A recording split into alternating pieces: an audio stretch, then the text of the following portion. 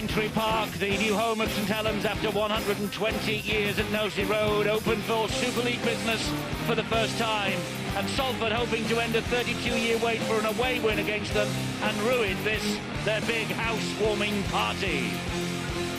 Well, just a few moments ago, the chairman, Eamon McManus, called on three of the all-time greats of St Helens. Kel Coslet there with the scissors cutting the ribbon to declare this ground officially open.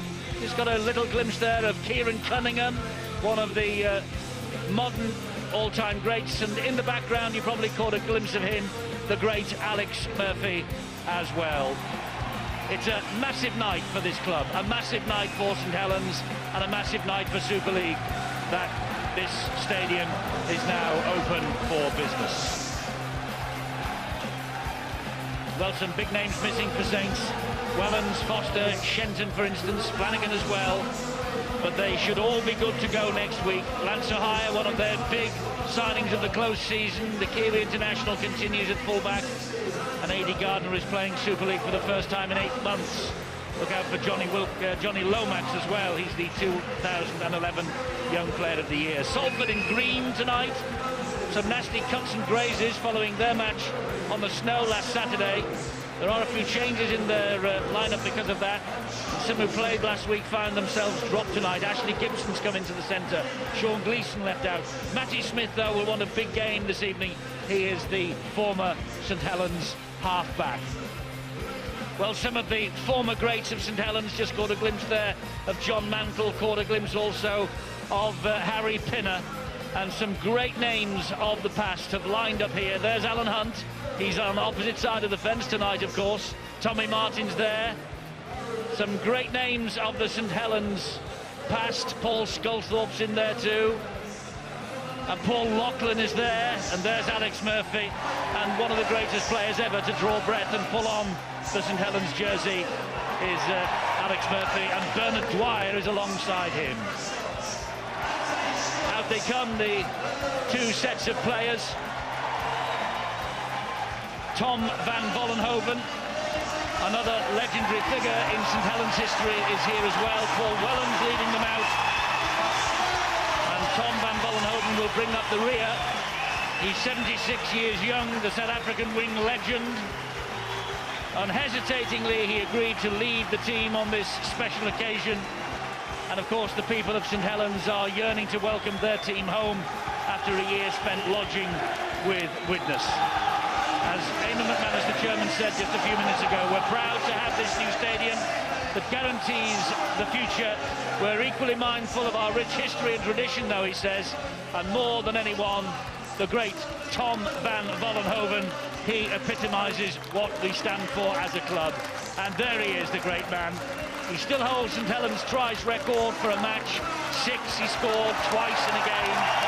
In a season 62, 1958-59, and career 392 touchdowns for this club between 1957 and 1968. What would it be worth these days, Steve-O? He's taking the match ball out to the centre for us. And what a great moment for him and, of course, the players and this wonderful St Helens crowd.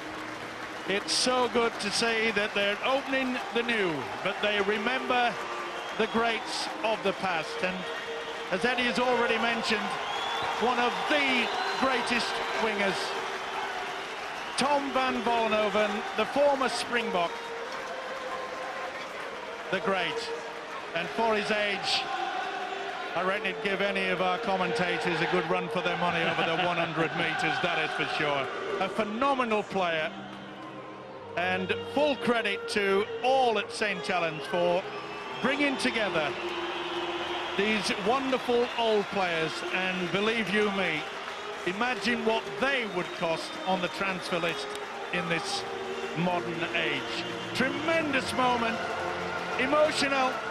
Will it affect the players? I don't think so. I said before the kick-off, Eddie, that they've got it all sorted out in regards. They've been to so many grand finals, Phil.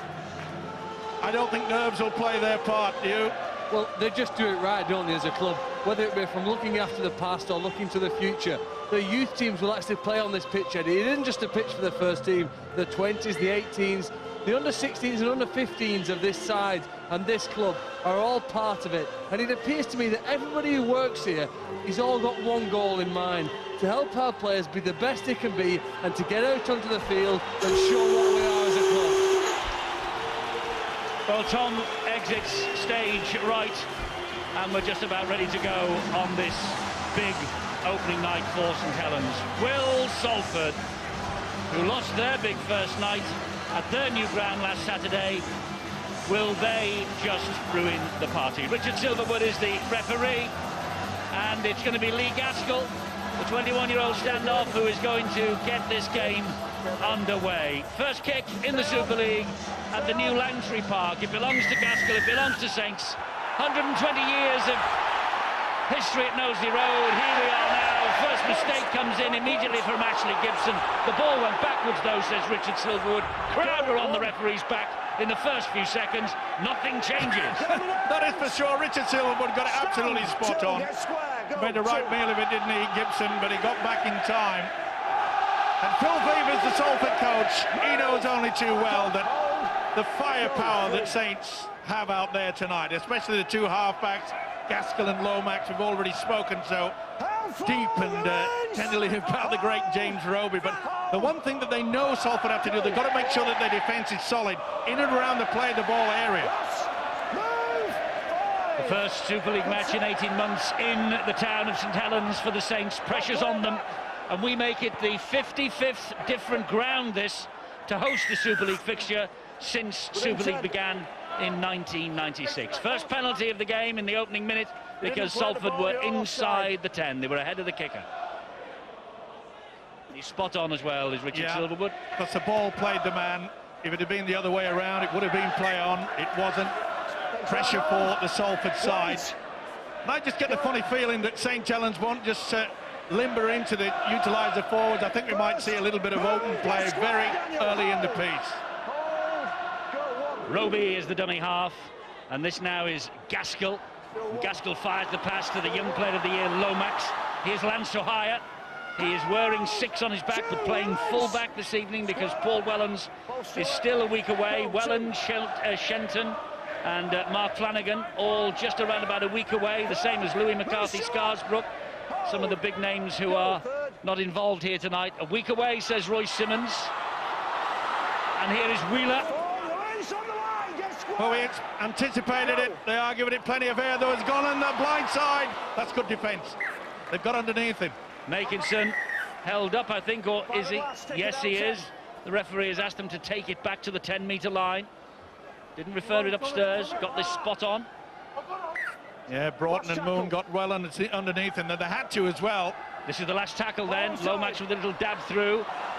General Patton's after it. It seemed to take an eternity reaching him, but Luke Patton gets to it in the end. But look where Salford start this set of 6. And that comes about by a beautiful little kick through. Lomax knew exactly. He knew that Chris Flannery was out wide. They played him on this left-hand side in amongst the centres. Such a big man. Good. Luke Patton then just let that ball go past him, Mike. I think he's a little bit frightened that the pitch is a little bit hard. Didn't want to risk a knock-on, and he knows that the Salford City Reds, they've got to complete this set. They've got to get a good kick in, and they've got to get away from this end of the ground. Howes did well then. This is still on the 4th tackle, and they're running this ball are the Salford City Reds, or Salford City Greens, as they might be tonight. They're just over the halfway line here on the last. Here's Matty Smith. The ball will go high into the air. O'Hire is after this, but it's well claimed by Makinson. Took it out of the arms of the Kiwi international. That was a good shout by the young winger as well. Realised if O'Hire was there, but he said, get out of the way, I'll take it. Gardner playing the ball, ending that 8-month absence from the Super League. He tore an Achilles last May. Was named in the 17 last week at London, but didn't get on. He's here tonight, though. And there is the number 14, Anthony Lafranchi, the big man filling the big shoes of James Graham. It'd be interesting to see how St Helens they get through this season without Graham. Of course, he was instrumental in so much success at this club, but that's good work. It is great work from Jody Broughton. the England Knights international. He's got some pace as Broughton. And Broughton on one wing, Williams on the other, with Gibson and Moon in the middle. Phil Beavers hoping that they might just provide the spark tonight. It's important that Salford just try to slow things down. Just put a little bit of doubt in the mind of St Helens. Look like they've come here to play, though, Salford City Reds. Well, there were periods last week, weren't they? OK, Castleford finished up well in front, but I think Phil Beavers would have been quite happy with the way that some of the attacking ploys, especially the way that Matty Smith was controlling things out there. They got the quality. Have they got the depth and have they got the strength to go through the full 80 against a very strong Saints side? Well, I think this is the only way to play against St Helens. If you think you can come to this ground and simply defend and hold on, you're in for a big shot. You've got to try and take them on, you've got to open them up, and you've got to try and take the game off them. For me, it's very interesting to see young Stuart Howarth at 9. He has a massive job. He's up against arguably the best hooker in Super League in James Robley. He's up there with Cameron Smith from the Melbourne Storm in the world rankings at number 9. This kid's a loose forward by trade, pushed into the number 9 spot, and a lot's going to come off him. Anthony Lafranchi coming in with the big mistake there for St Helens. That's why Salford have this possession deep inside St Helens territory, and it's with Matty Smith, spins it away to Holdsworth. That's great defence though from Lomax. Got right underneath Holdsworth, then pushed him back, and now it's Patton. That's one of the improvements we've seen all the way through last season. Look, we know what Johnny Lomas can do with ball in hand, but he really has improved. His positional defensive play is outstanding. And I give that a lot of credit to the coach, Royce Simmons. He's worked hard, not only his attack, but also his defence. This is Howarth with a chip over the top on the last. Lance O'Hire has to run it out of his own in-goal area, which he does with comparative ease and makes some great ground as well.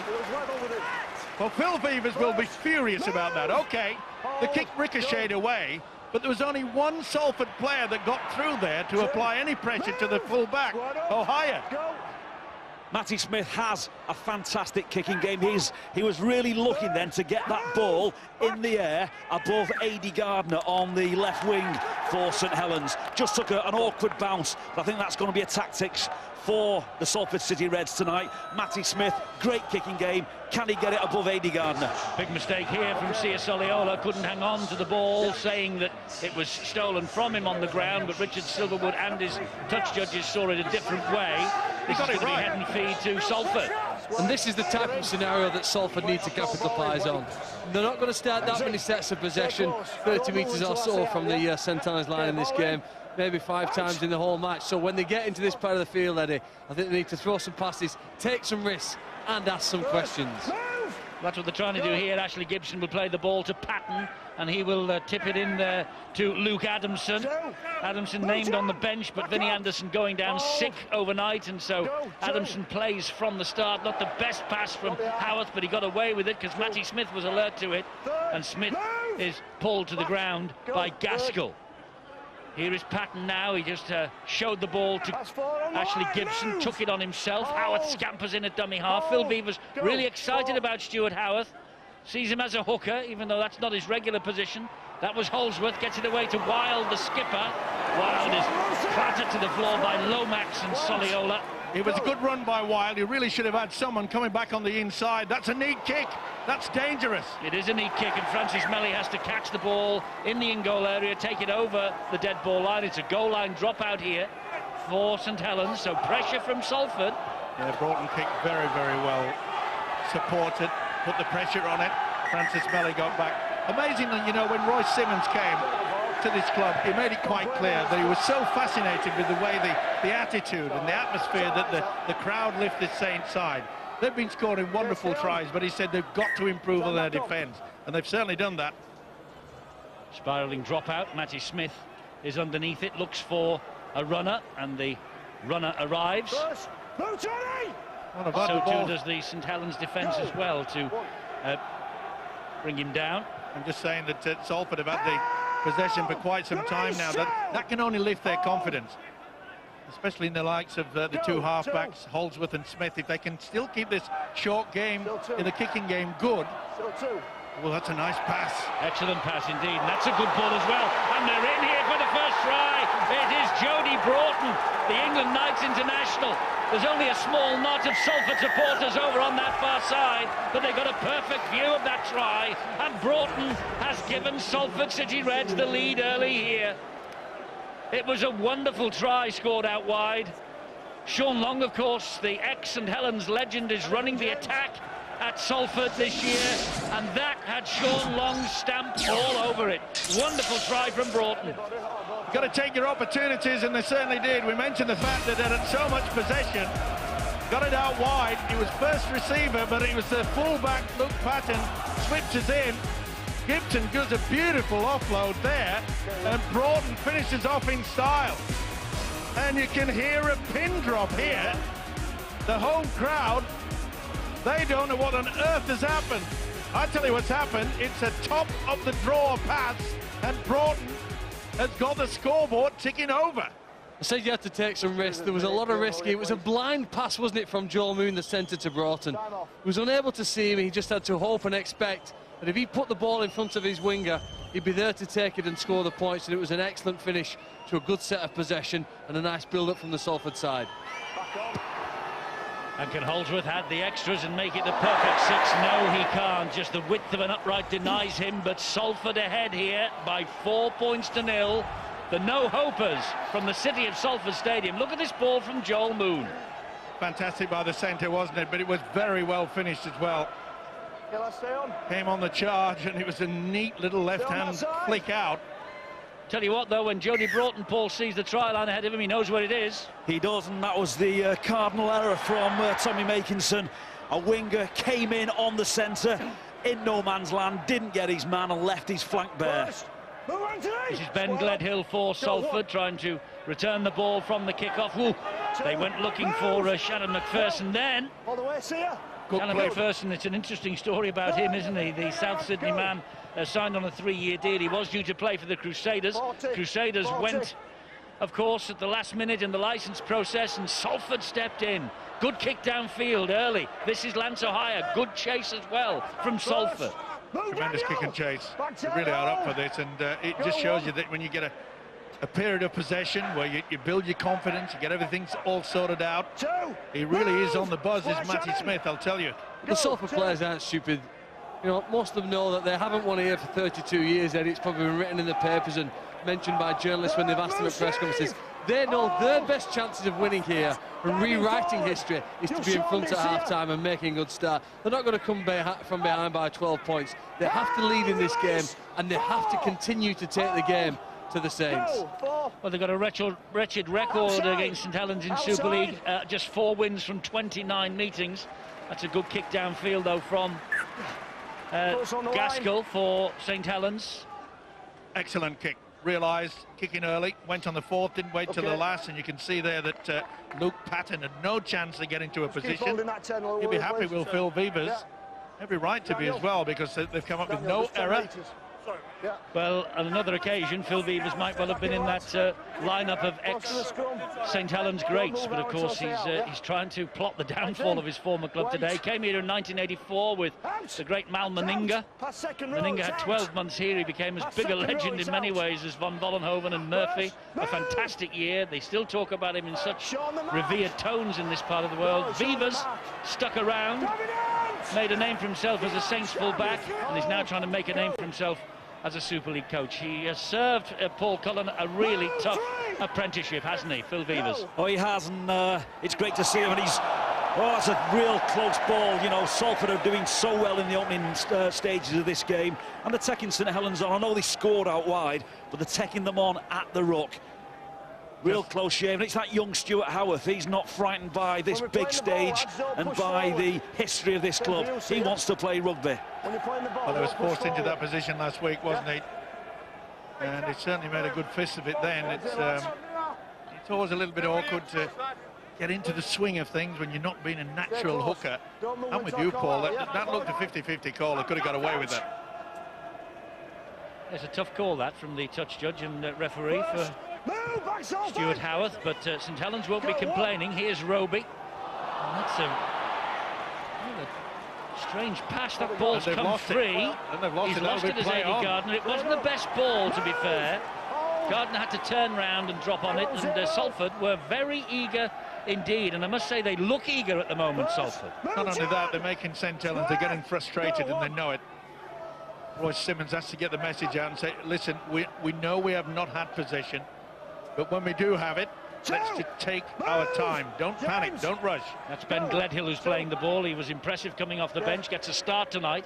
Matty Smith goes wide to Holdsworth, then back to Patton, down that left-hand side again, and Patton, he flings the ball back into the field of play, knew he was going over the whitewash into touch, and he went into touch anyway. It's going to be head and feet to the St Helens team. Well, they feel pretty confident, don't they, down this left-hand side. They've come down there throughout this entire game.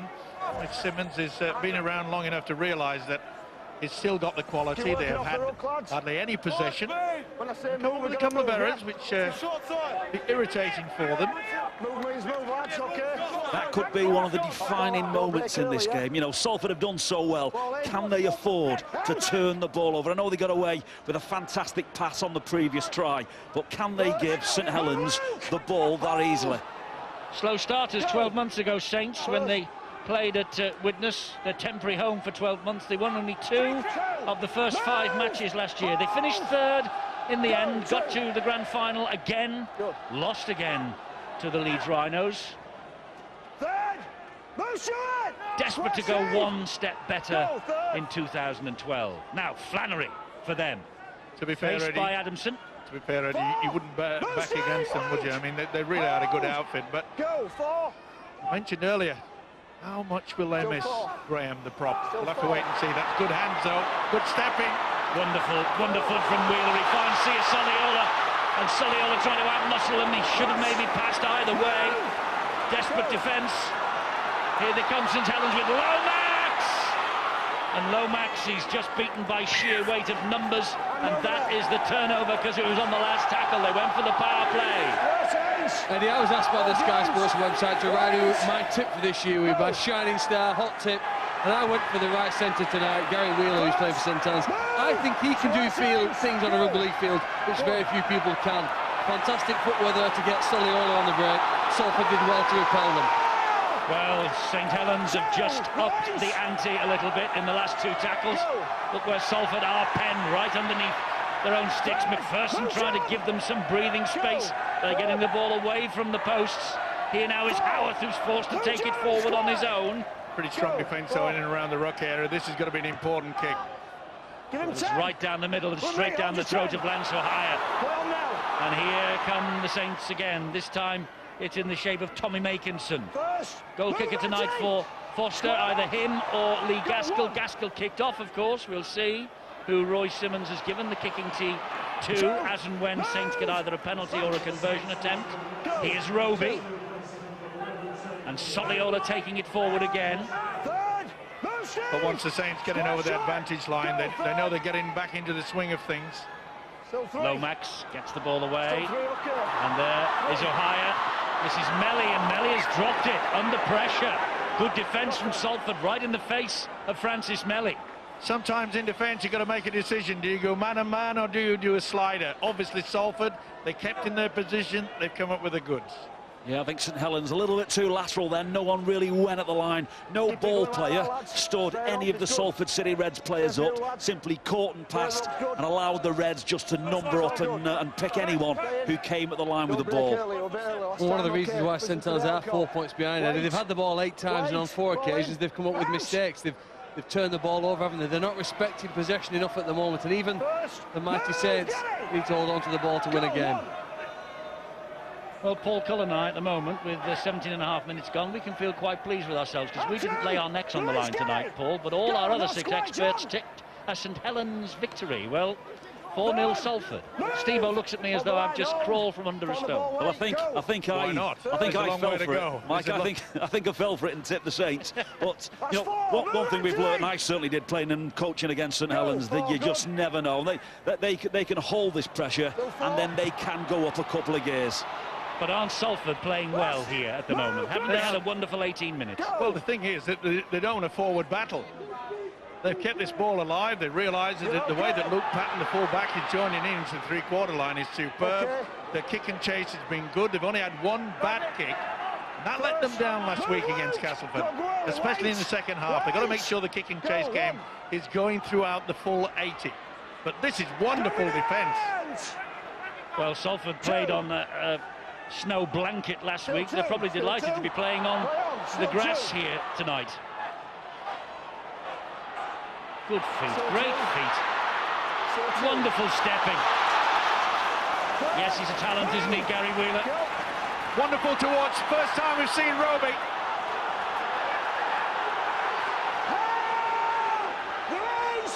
Sorry, I beg your pardon.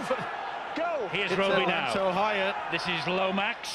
Little drop of the shoulders, trying to find a chink in the armour. A little bit more urgency now in the play the ball area. That's what they need. And it goes down the line, finds touch about 3 or 4 metres away from the try line. I think most teams do similar things in a rugby league game, Paul. Do you think Saints are just able to do things faster than their opponents?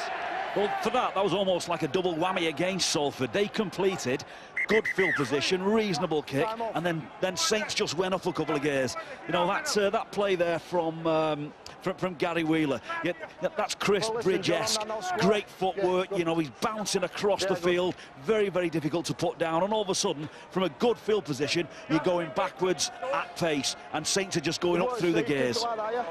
Yeah, he really is a talent, isn't he? And give him half a chance, and that certainly was one. Stephen Wild, the Salford skipper, just receiving a bit of treatment while this scrum is formed. You don't want to be losing him. I love to see young players like Wheeler take on the defence, ask the questions. Got to be confident to be successful. You just hope that Gary Wheeler has an injury-free run. He's been plagued. You know, he was a star coming all the way through the ranks. Injuries have curtailed, I think, international appearances for Gary Wheeler. A little bit of luck on his side, and he can go all the way. Salford ahead here then, 4-0, and we're at the 20-metre mark, a quarter of the game gone. Here's Wild, seems to be fully recovered. Dropped to the ground by Josh Perry. They'll be looking for a big season from Perry this year as well, with Graham now in the NRL. Kick from Matty Smith, not the best. Makinson picks it up, and here comes Lance O'Hire. He's got A.D. Gardner for support, and Gardner cuts inside one. Good tackling back, though, by Luke Adamson. Can't afford to be just sending the kick right down the throat. On that occasion, Tommy Makinson makes valuable yards forward. That's something now for Salford to work on, Mike. They're completing, getting good kicks in, but the St Helens wingers are dropping back early. They're playing almost with 3 fullbacks. That's the chance now for the coaching staff, the senior players, to read that, maybe shift the ball on those last plays instead of simply kicking the ball back to any one of the 3 St Helens fullbacks. This is the 4th tackle. It's another scampering run from Roby. This is one. He wants to play it quickly. Yeah, that might have been penalised. Should have been a penalty. He wanted to get on with it. Ashurst might have been penalised. Instead, the ball goes up high off the boot of Wilkin, who wants it. This ball is loose. The ball is loose. And Salford come up with it somehow. It was good play from Danny Williams in the end. Well, if Salford are going to win here, Eddie, they need an element of luck. That is certainly the first ball bouncing in their favour. They will only survive a few times if they allow that scenario to happen again. Yeah, just a lack of concentration there amongst the ranks, but I must say Phil Veer, as the Salford coach, he'll be quite happy with the tactics, because they're not taking on Saints down the middle. It's maybe one drive in the forwards, and you can see they're getting it out wide very, very quickly indeed. But the St Helens defence, they've worked it out. Oh, it's poor again. They've got to improve. There's a Daniel Holdsworth kick straight to Lance O'Hire. Surrender! Stand! Francis Melly. Of course, the longer this game goes on at 4-0 to Salford, the greater their confidence, the more frustrated perhaps the Saints will become. But here is Gary Wheeler again, twinkle toes, down to Bill. Yeah, first problem of the night for Salford. It's been going so well for them, but Joel Moon has had to come off, and the indications are that he might have broken a bone in his hand. It's either hand or wrist that seems to be the problem, so he's on the sidelines having treatment. He's had a big influence on them so far this evening. They'll miss him. Good hit, tremendous hit that was in defence Fantastic defence from Salford here. And it was Danny Williams who came in with a big hit. The winger took him right out. Flannery didn't know he was there. Just a word about Joel Moon. Salford can ill afford big injuries like that, broken bones and all that sort of business. They haven't got the depth, we know that. There's quite a few clubs in Super League that don't boast the depth that some of the big clubs have. But this is fascinating to watch, is the way that the Salford side are virtually controlling it, and that's mainly with their good positional play in defence. They're not even bothering about a sliding defence. They're doing man-on-man marking, and I think it's confusing St Helens. They're coming up with too many errors. Great offload that was. Howarth continues it going. That was Chris Nero who has come on for the injured Joel Moon. Got plenty of tackles in the bag here, have Salford. Smith is running the show, isn't he? Certainly is. Very eager. And he's doing the right thing, Eddie. He's not going first man all the time. Gibson, good hands. Williams stabs it in. They're in again here. That's Gibson. That's Gibson who'll score for Salford. Wonderful skill from the winger to get the kick in at speed, and Gibson, the man who sent him down the wing with the pass, followed up, and he touches down for the try. The Saints fans who've turned up here in numbers have gone very, very quiet. And the Salford fans, well, they can't believe their eyes. They're rubbing them over on the far side. Salford are ahead 8-0. And fully deserved as well. Wonderful play. Beautiful offload, wasn't it? And the kick through. And Ashley Gibson, he definitely got there first. They are testing their arm, and it is just wonderful. Williams under pressure. The centre, Ashley Gibson, knew exactly where it was coming from. And I'm afraid St Helens are looking a little bit leaden-footed at the moment. Yes, it is a shock to a lot of people, but the way that Phil Vevers, the Salford coach, has got his side playing tonight is absolutely fantastic, both in defence and attack. Their only problem at the moment, the last 3 kicks have been exceptionally poor. Luckily, Saints have coughed up the ball and allowed them the opportunity. He's got to be extremely pleased.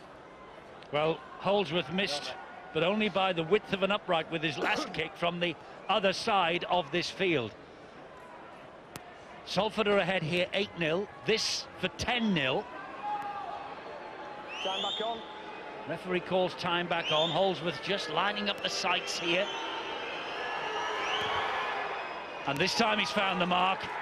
Holdsworth has added the extras. Listen to this. It's St Helens 0. It's Salford 10. Well, they had to take some risks, didn't they? They had to take some chances, and they've certainly done that. Firstly on the left-hand side of the field, here now wide to the right. And I think anybody can tell who's watching this game that the momentum of the match is fully behind the Salford side. If you look about the errors that have been made, 5 so far by St Helens, is one of the reasons the possession as well so heavily. The completion rate of 55% is too low for St Helens at the moment, and that's given Salford so much possession.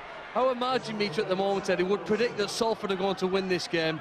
Just flashed that up at the moment, by 20 points, and that's simply because of the amount of possession that they've had so far and where they've had it. Now, St Helens have been good enough over the last 6 years to get to the grand final. They've changed the momentum of matches at times when it's slipping away from them. They'll have to turn it around here. That's a big headline, isn't it? The margin meter says 20, but things, as Phil rightly says, it can turn in the blink of an eye when you're watching St Helens, but what a win that would be. And Matty Smith with a 40-20 attempt, didn't quite get it right, straight to Lance O'Hire again. Kicks in general play are poor, but that one from Williams down the line at speed, brilliant. Certainly is, but you've got to also understand, and Phil Vevers is fully aware of it, the kicking game in that second half last week was the reason why they didn't come away with a win. And they're going down the same avenue. As I say, they're fortunate that Saints are coughing up the possession so easily. They're not allowing Saints to get into any sort of pattern. But Salford have to sort this kicking game out. Surely Vevers has got to take Matty Smith, Daniel Holdsworth, put it onto the ground. Don't go for too much reach downfield. Just get it into touch. Here is Lomax. He looks and finds the support, and Melly again is clattered by Williams. This time, though, he moves away and arcs his way around the defence. Asks Josh Perry to take it forward, and will take the... No, he won't. He gets a beautiful offload away. And here is Lomax again. Lomax. Was that high? No, no, no, says the referee. And Lomax is grounded by Stephen Wild and company. Saints 4 metres away from the line. This is pressure. This is pressure. But that is great defence. That'll be the turnover. Or has he got this ball down? Well, he's set, but was he held? That's it.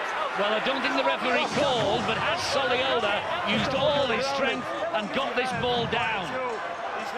Has the momentum stopped, and does it do it in one move?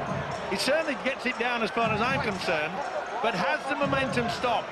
Ian Smith, the video referee, has got to make that decision tonight. No, I just thought it stopped, and then Now, Matty Smith tries to get underneath him. They've got the hooker.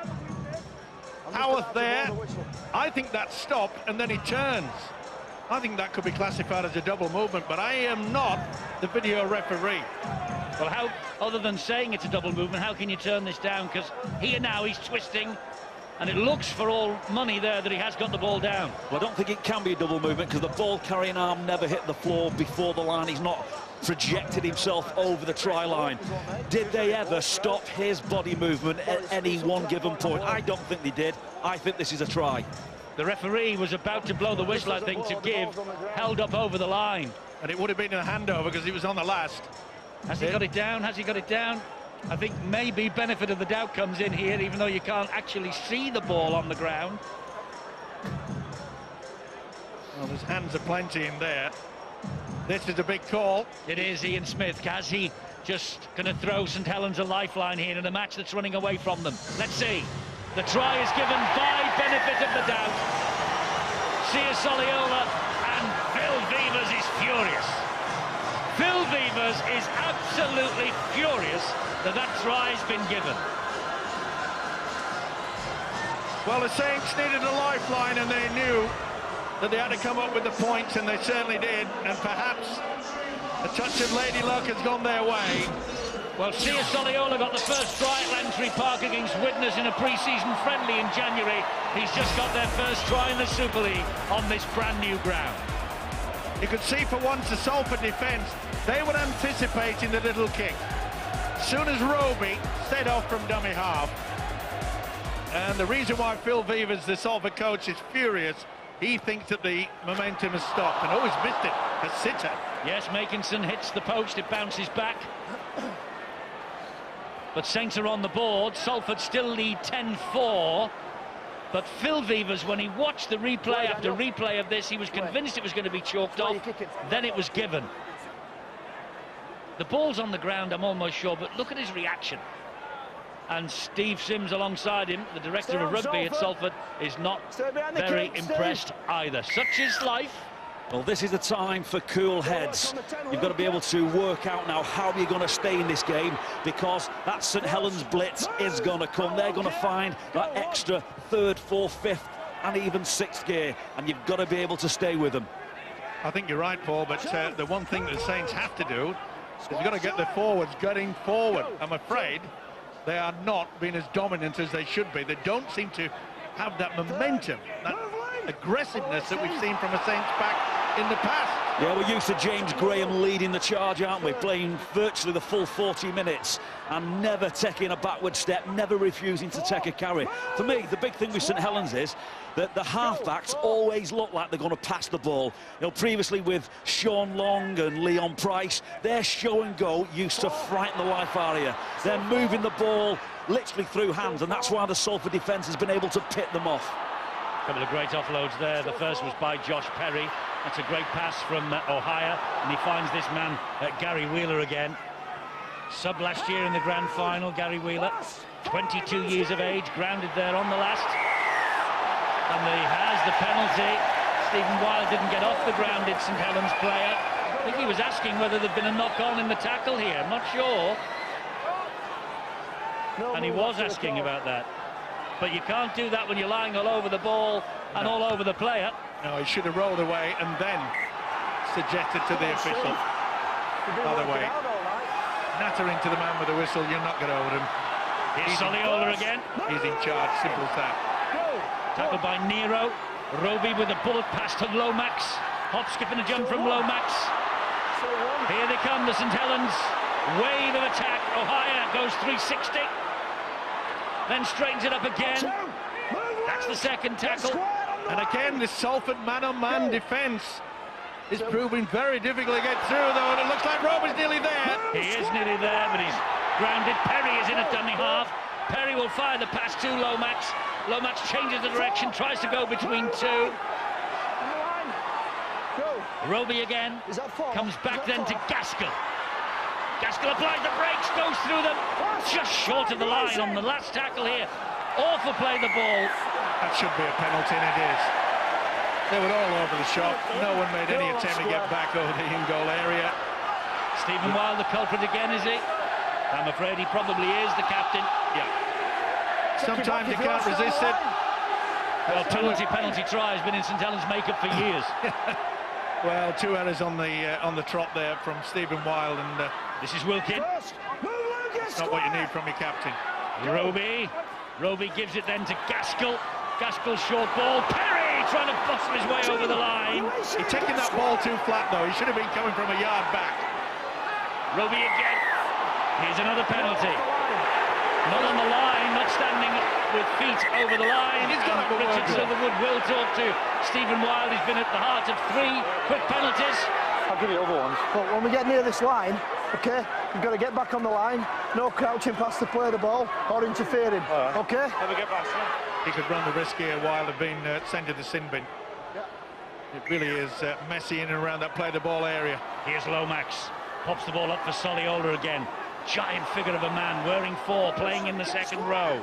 How long can Salford stand this welter of pressure that's coming at them? That's Pulatua. Roby wants to get on with it quickly. Back it comes to Lomax. Lomax then to Wilkin. Salford again repel all borders. Can they hang on for another 3 tackles in this set of 6? Roby, Lomax, space here. Ohio has seen a gap. He goes wide though. This is Makinson. Makinson then back to Wheeler. Salford again muscling up in defence. That's 4 tackles gone. If they manage to survive this, imagine the confidence that will flow through the Salford players. And they won't survive it, will they? It's another decision for Ian Smith, the video referee. Tackle 4. Has Makinson touched down? Please. Did he get a hand to it? Is he onside, offside? All things for him to discuss. Everything's okay in regards to offside. Neat little kick through by James Roby. And I think he gets this. I don't think there's any problem whatsoever. What is there? Maybe on another angle. No, I think he gets that down. I think he's just a little finger touch. Certainly bobbling. See how it bobs up now. Oh, he's lost it. He's lost it. Side on, he's lost it. Isn't it amazing what the slow-mo camera can prove to everybody, especially the official? That's the reason why we have it. The technology has saved Salford, and rightly so. This should be NOTR wide, and it is. It is. Makinson just lost it at the last split second. I think that cameraman's just won a free weekend in Salford, courtesy of Phil Vivers. Great work from him, wasn't it, from that angle to get the distance there that he had to separate the ball. Well, he was furious not long ago about the video ref decision. That just shows it equals itself up. The critics of the video referee simply rewind and watch. That was a try, dead set all the way through until that final camera angle. The free weekend in Salford, eh? You'll take a free weekend anyway. My word, I'll join the cameraman, but it was great work, wasn't it, by the video people and the camera work? It was. Let's go down to Bill. Injury news. Yeah, it's bad news for Salford City Reds because Joel Moon has broken a bone in his hand. They think doubt he'll be coming back this evening, and such as his influence on the side, that is a massive blow. I tell you what, Eddie, really interesting, sitting on the sidelines here, just a few yards away from 2 former Saints legends who just wish they're out there. You can tell by the language, by their body language. Sean Long, Kieran Cunningham just alongside him. They really are playing this game from the sidelines. There's Sean Long having to curb his enthusiasm, I think. Well, I wonder if he'll ever do a Paul Scholes and make a comeback at 30, whatever it is. 38, is it?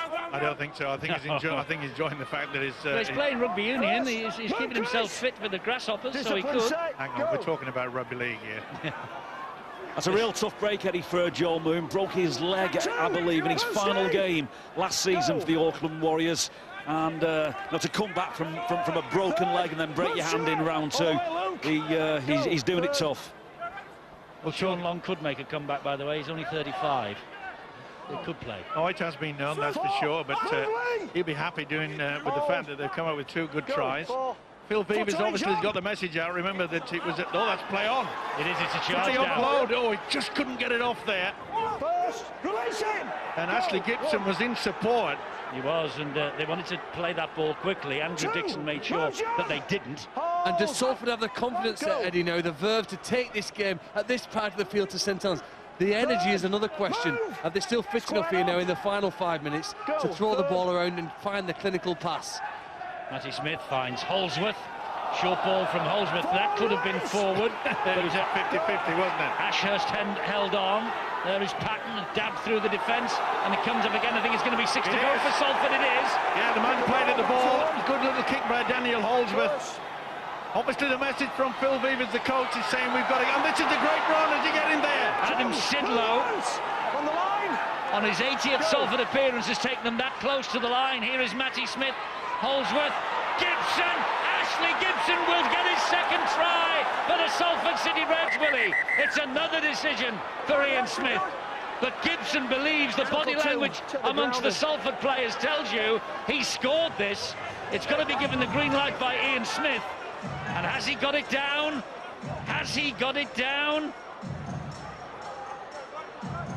I think you'd have to say yes. Oh, no. How does he get it down there? Does he lose it? Oh, it's a big night for Ian Smith, video referee. And is that ball stolen? And will that be a penalty to Salford? Not that they want that, they want the 4 points. Is it a high tackle? Well, I think they've stolen the ball from him, 2-on-1, Phil. I meant before that point. Before that as well. Look where the arm is, it's round his neck. Well, if you look at Lance Ohio, I think his arm makes contact with the head more. Now then, the side on camera denied Saints a few moments ago. I think it's going to deny Salford here. That's never touched the ground. No, you're right, he hasn't got it down. But look at Ohio, he's got him round the neck. And then, as the ball... It won't be a try, but it should be a penalty. Penalty Salford. To Salford, yeah. I know it's difficult to say, and I mean, he's got 2 tugging at the neck.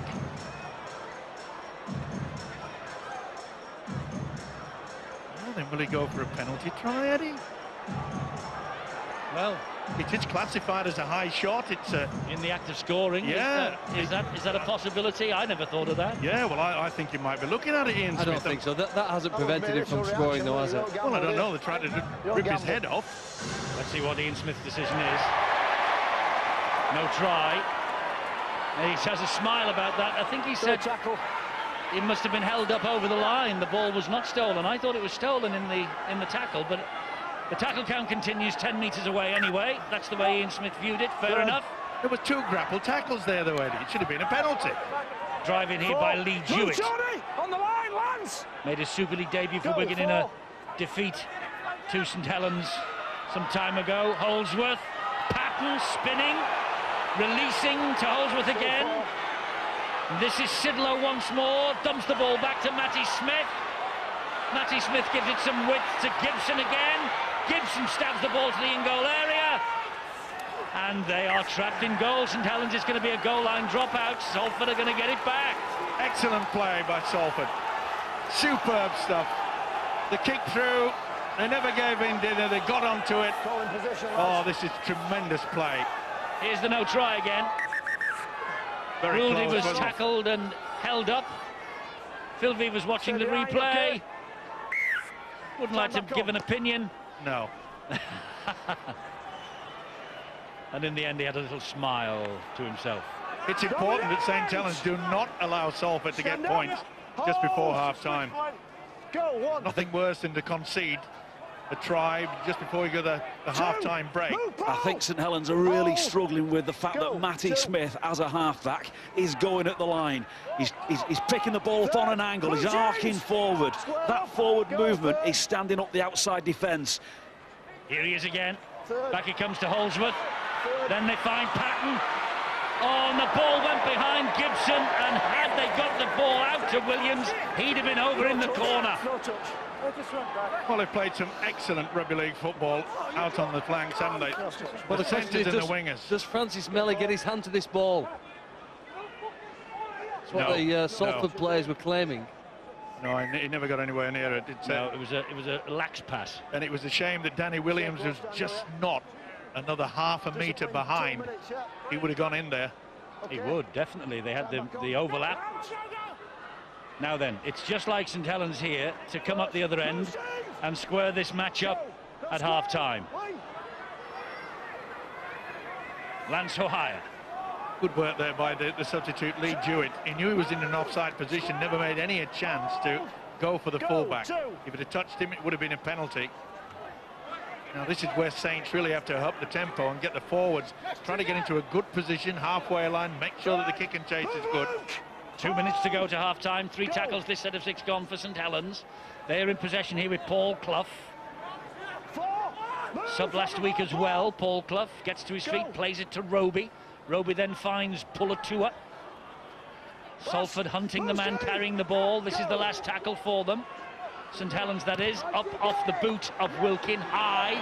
Patton's steadied himself underneath it, safe as houses, and flings it wide and finds Broughton, who's got some pace, and Broughton fancies taking them on wide. Good tackling, though, by Makinson. Hasn't it been a feature of this first half, the way that Salford have just kept this ball alive? Out of the two sides, they've been the most entertaining, and they've got the penalty. First penalty for Salford. Really messing around in to play the ball area. 39 minutes, first penalty to the men in green. It's a great way to finish the first half, isn't it? In possession, inside your opponent's half. They've got a 6-point lead here. They want to extend that here, and again, they'll have to take some risks. They'll have to take some chances if they want to break through the Saints line, but they are capable. It wouldn't surprise me if they go for an early kick. They catch the defence out. 30 seconds or so remaining to the half-time siren. Maybe one more drive, kick to the corner. Or the way that they've been handling the ball quickly, they might just go for it. And that's a knock-on by Melly. That's going to be play on, 6 to go. Good refereeing there by Richard Silverwood. Now then, they have 15 seconds or thereabouts. It's with Patton. Got to be a kick. Matty Smith. That's Jewett. Oh, they're pushing it. They might Now, just are they going for a one-pointer? Are they setting for a one-pointer? Because Matty Smith's there. No. They're coming this way again. Oh, and again, it's behind Gibson. Give it a kick. Give it a kick. This is Williams. And Holdsworth will go for the drop goal attempt. And he's just pushed it wide. Ball still in play, but now it's over the line. Well, we often talk about the unpredictability of the Super League, and they are delighted, the Salford City Red supporters. Castleford came last week and rained, or should that be snowed, on their parade. And for the first 40 minutes here at the new St Helens ground, Salford really have rained on St Helens parade. They lead at half-time, Salford by 10 points to 4.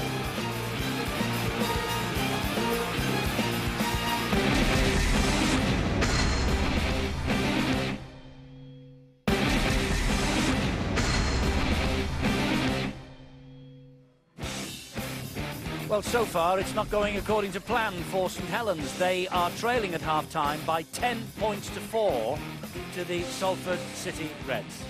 Cast your mind back 12 months, the 18th of February last year. St Helens beat Salford 56-22 at the Willows. Kieran Patil is the man with Roy Simmons, who is trying to get some, well, spirit, I suppose, some enthusiasm back into St Helens. They've looked a little bit lacklustre, but you have to credit the Salford City Reds for that. It was round 2, by the way, exactly the same stage as this last year that St Helens had that massive win. But Phil Vevers, a St Helens legend, was a little bit low when I spoke to him this week about the injuries that he picked up in the opening match against the Castleford Tigers last week on the snow at the new City of Salford Stadium. It'll be anything but low right now. St Helens have won 82% of their home games in Super League. Well, they're trailing in this one. And what a shock, John Wells. Yeah, thanks, Ed. I think we mentioned everything in the build-up apart from dressing room jitters in evidence here early on from Lafranchi, one of the new signings. Salford with an early chance then, snuffed out expertly by Johnny Lomax. We've got him tracked here, numbers off, makes the tackle, great shot. And it was Johnny Lomax again with some impressive defence, following another St Helens handling error. Now look, as we pan across here, how he's talking, releasing the man outside him to even up the numbers, and then executing with the help of Soliola the tackle. But Salford enjoying far too much possession and made it tell through Jody Broughton. Saints had this covered though. And at this point here, Wheeler really has covered, and it's the attentions of Makinson. Makinson, watch how he sinks in. And the ball goes away from Moon, Broughton able to finish in the corner. Saints struggling to establish themselves in this game, and when they did marry possession and territory, Salford able to come up with massive defensive shots like that from Danny Williams, and it was that contribution from Williams that set up the visitors for their second. Melly the culprit, that is his man, but he's ball watching, and watch how he gets on the outside there and beats him, and Gibson it was, follows up, nice little kick from Williams to finish. Saints did get on the score sheet, awarded with benefit of the doubt, but we found the view here that confirms the 4 points. Look at the gap between the players' legs now. We're going to zoom in on this. And at this point, we'll wait for the ball to come down. There it is. Try scored. And Soliola there, credited with the try. Rightly so, did well with 4 players on him. And how crucial could this be? A golden opportunity for Saints. And it's O'Hire. He has Williams in. He has Gardner free on the outside. But crucially, he doesn't find the pass, comes back inside. Only time will tell how crucial that is. Makinson, too, could have brought them in the lead if he'd have grounded this. And Salford could have been further in front. But for this brilliant piece of defensive play to save a certain try from Andrew Dixon. 4-10 at half-time, then just a word to describe each of these two sides. Salford, solid, very, very solid. And Saints, a stuttering first half. I tell you what, though, for the neutral, great game. Yes, fantastic entertainment at the brand new Langtree Stadium. That is, if you're not a St Helens supporter. Phil, you were tipping, or at least the margin meter was, a big Salford win. What's it look like now? Well, the story of the half, and each bar represents a set of possession, and you can see there are far more green ones, aren't there? They had the ball 4 times more than St Helens, and they controlled it and held it far better. Look how often they were getting towards the 5th and 6th tackle, finishing on their own terms and giving over the ball when they wanted it. They scored their first try, Eddie, as the back of a goal line dropout. So they're actually on about tackle 8 by the time they got there. They'd held it so well. But just in before and after the half-an-hour mark, Saints moved on and did that well. And they got some possession close to opponent's line. St Helens, when you look at it, 16 play the balls within 20 metres of their opponent's line. They crashed over for 1 try. They're running, of course, right to left, 2, 11 and 3. That's how often they've been near their opponent's line, but good Salford defence. Well, for the other side, when Salford have had possession again, running from left to right, they've not had that much possession in the opponent's half, but they've used it very well. And then we look, one of the biggest difference really, and probably a worry for Phil Vivers at half-time, the total meters made. Salford have had more possession, but aren't able to go forward as devastatingly as the St Helens side. And if possession evens up in this second half, it could be a concern. At the moment, Eddie, the way the stats stand, we're predicting a Salford win by 14 points. Wow, that would be the story of the second weekend if Salford won here by 14 points. Stats, damned lies and stats, Paul. But to be fair, you feed the information in, you tell the computers what's happening out there on the field, and that's the sort of result we're looking at. It would be a major surprise. Great stats tell the tale of what's happened. For me now, the big question is how both coaches influence what's going to change this game. For me, St Helens, the 2 halfbacks in Lee Gaskell and Johnny Lomax, outstanding, young but inexperienced players.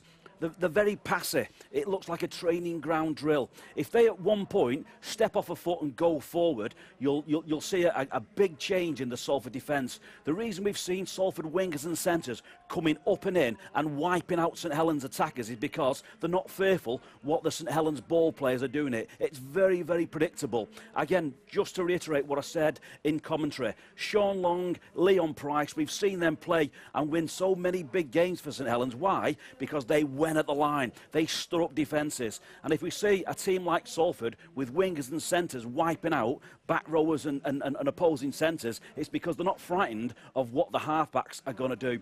For me, Roy Simmons, if he gets his halfbacks to go at the line and either make a break or stand up the Salford defence, the stats will simply go out the window. These guys could score hat-tricks apiece if they simply went at the line. OK, Matty Smith is running it for Salford. He must wish he could play Saints every week because he's inspired when he plays them. Big point to prove, and he's been the form player of the game for me. The fact he's been going at the line and then moving away or coming up with a kicking game is just asking questions of that St Helens defence. I'm expecting a big kick over A.D. Gardner at some point in this match. Going all according to plan for Phil Vevers, Sean Long and Alan Hunt, the ex-Saints brain trust that they've got at the Salford City Reds. It's the Salford City Reds who lead at half-time. 10-4.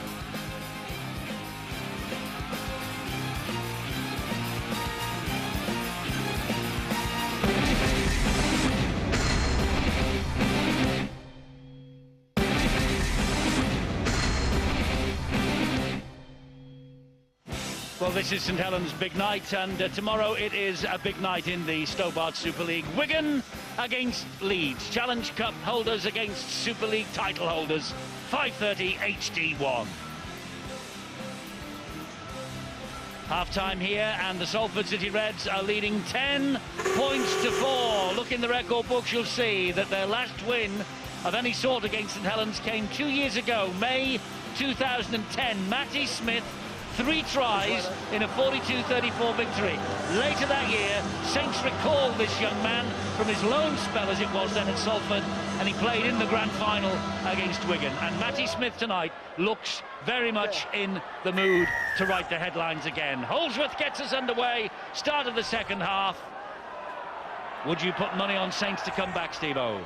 Well, you say in the past, you look through their record and you say yes, and it has not been a Saints that we've seen over those past 4 or 5 years, in as much that I'm sure that their coach Roy Simmons would have said, I'll have a little word with the pack of forwards, because they have not played like forwards.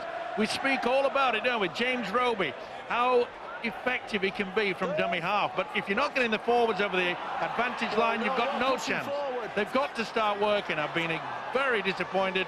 Polituya and Frankie, they've got to roll their sleeves up and do a little bit more work. Opening set of 6 of the second half, St Helens in possession. There's the kick in between fullback and wing, and it's picked up by Jody Broughton. Good chase though, led by Soliola. Wheeler was there. That was a good kick by Lee Gaskell. And Gaskell was there, Tommy Makinson rather was there as well to finish off. This area, Eddie, for me, was a concern last week when Salford played Castleford. This sort of situation, getting themselves out of danger here, getting enough metres going forward. They've had one-man players there and he's done quite well. But they've got to make sure that they get themselves upfield here. Ball went backwards. It wasn't the tidiest play the ball that we've ever seen, but referee's happy that it should continue on. Yeah, Howarth back to Matty Smith. Deep kick. This time he finds the ground. Makinson's after it. Gets it eventually.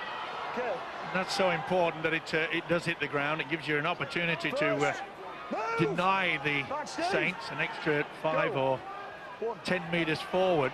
Gardner now for St Helens. The discipline of Salford's defence has been quite superb, and you've got to give a lot of credit with the fact that Phil Vevers, and of course in many ways you've got to give a pat on the back for Sean Long. He's in charge of the attack, and they produced some wonderful football in the first half. Yes, no matter what happens, it's been a decent enough day's work by them. Andrew Dixon, though, quick play the ball to Roby. Can't let this fella run with it. Now this is where they should have a forward driving in, trying to suck in this Salford defence, which again is going man on man. Wilkin with a high kick. This will have snow on it. Oh, and he was taken out there, Patton, wasn't he? Well, he certainly was touched, but nobody jumped. Did the right thing, didn't they? Looked for a moment as though Paul Clough had interfered, the England Knights international, but he actually stood off. He pulled out of it, didn't he? He seemed to pull out of the action. Well, he did enough got away with it. He did enough to put this fella off. Yeah. Signs for me were looking ominous in that set of 6 for Salford. St Helens dynamic at the ruck, were making yards for fun, and that pace, that injection from James Roby just caught them out. It's how long for me Salford can hang on when Saints step up at the ruck. But they've got to step up in the forwards. They really have got to work harder. A lot harder than they showed in the first stand. Howarth getting some running repairs to a nose that's seeping a bit of blood. Okay, lads, in Stewart. It's got a graze on it, that nose. Certainly not stemmed the flow of blood, but anyway, the referee will carry on. And here comes St Helens. And this is Gaskell. Tall, rangy figure, isn't he, Lee Gaskell? A try home and away against Salford last year. And that was good defence from a scrum, wasn't it? Saints put the little play on and run around to create extra numbers. The green jersey's got there. Paul Clough struggles to his feet. Roby turns the direction of the attack. He finds Wilkin.